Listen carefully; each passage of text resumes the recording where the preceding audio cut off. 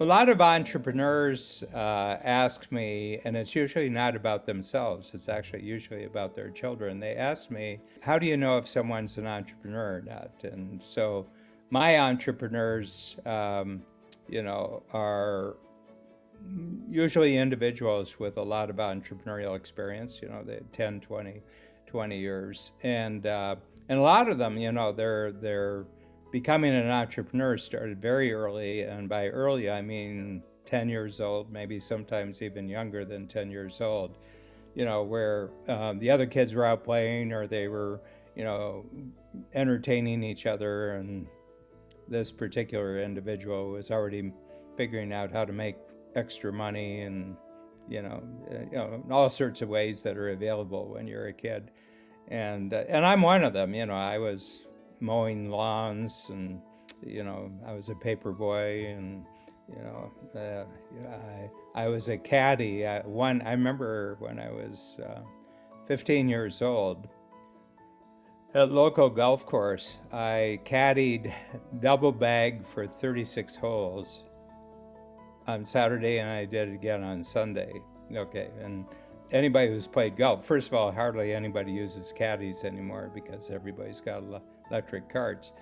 But you carried heavy bags, and you had to pay attention to which club this golfer needed and that golfer needed. And but I remember with the fees, you had to pay fees, and the tips that I got, that in 2 days I made more money than my father made that week. And I always remember that when I was 15, and I didn't rub it in, but I wasted the money shamelessly after I got it. So anyway, but it proved a point to me that, that things I put my mind to, I could make money. And I've always had a really good ability to find ways of making money. And I think that's a key, that entrepreneurs, I think, from a standpoint of wanting to be in control of money making, is a very, very early key that you're an entrepreneur.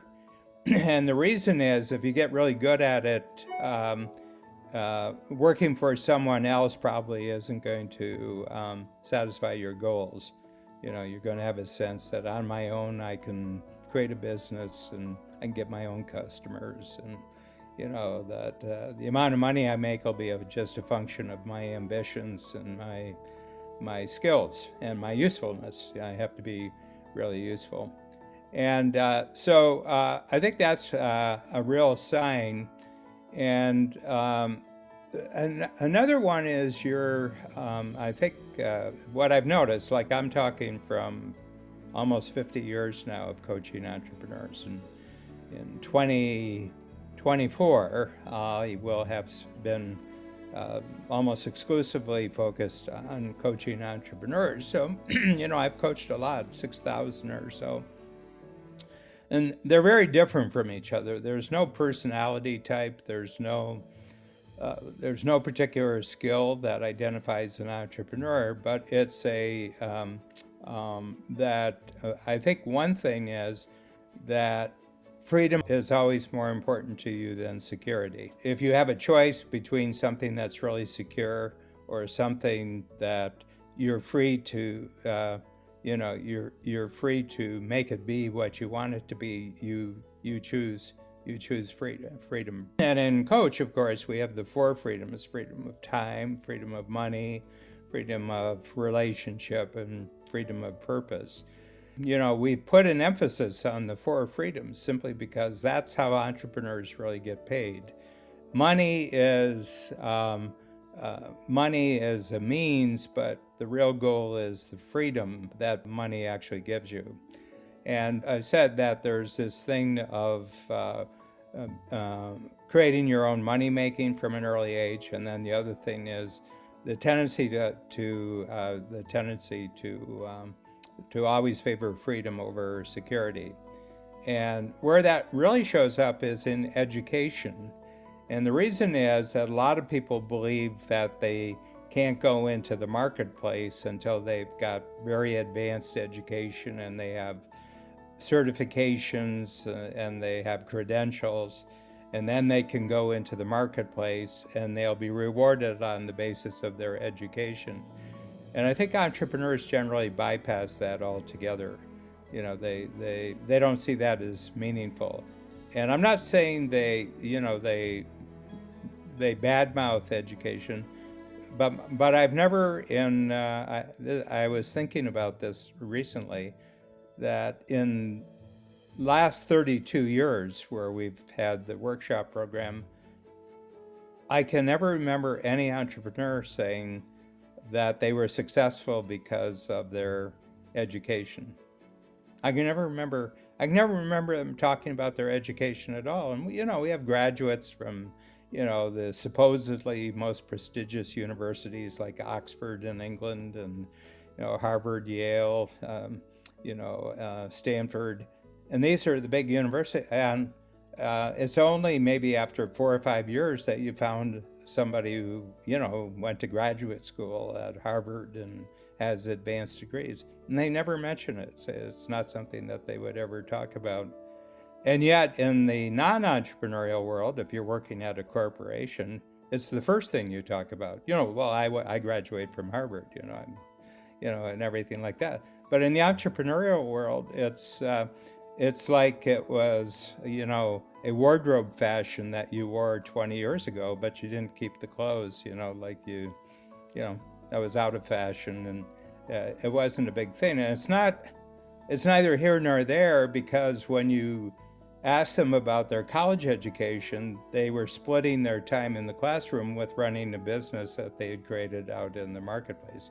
So they tended, they got the grades to pass, they got the grades to graduate, but they just really didn't take the college experience.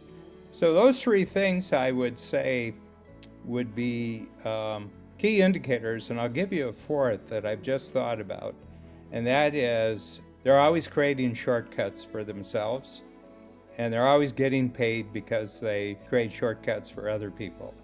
So anything that people say, well, to get here, you have to do this and this and this and this.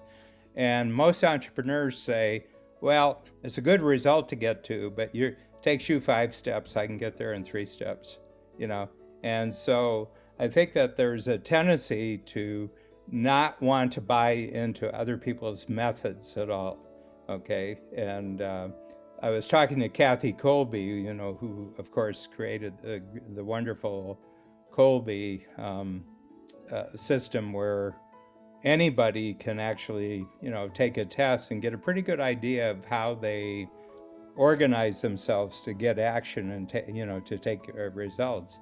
And she said the greatest friction in school systems today is where the teacher believes that what you're learning is the method she's teaching you, okay? And the students who give the teachers the most friction in their lives are the ones who say, well, I think it's a good result, but I'm not going to use your method. I've thought of a method that's a lot easier to get to the result than your. And it drives the teachers crazy because they believe that methods are the most important things, and entrepreneurs live in a world where methods don't matter, results matter. So those are, just to review what I've said here: early money making. Number 2, freedom over security. Okay. Number 3, education credentials don't really matter. And number 4, results are the only thing important, and the shorter the path to the result, the better. So that's how you know whether you're an entrepreneur or not.